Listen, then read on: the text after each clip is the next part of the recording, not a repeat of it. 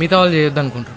ఈ డైట్ అనేది మజిల్ పెంచి బాడీ చూపించుకుందానికి కాదు, హెల్త్ మంచిగా ఉండడం కోసం. క్లీన్ ఫుడ్ తింటే హెల్త్ మంచిగా ఉంటుంది. నువ్వు 60 ఏళ్ళు వచ్చినా కానీ కట్టె పట్టుకోకుండా నడవడం కోసం, నీ పనులు నువ్వు చేసుకోవడం కోసం.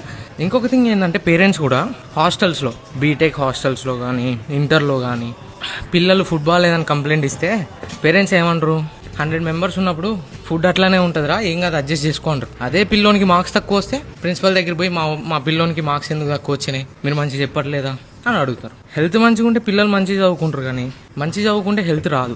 స్టడీ ఈజ్ ఇంపార్టెంట్, దాంతోపాటు హెల్త్ కూడా ఇంపార్టెంటే. ఇది ప్రతి ఒక్కరికి షేర్ చేయడానికి ట్రై చేయండి. పిచ్చి పిచ్చి రీల్స్ షేర్ చేస్తారు, బట్ ఈ వీడియోని షేర్ చేస్తే కొంచెం అవేర్నెస్ వస్తుంది. So try to eat clean.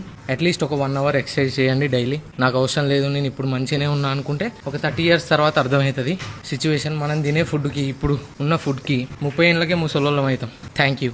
మళ్ళీ నెక్స్ట్ వీడియోలో కలుద్దాం.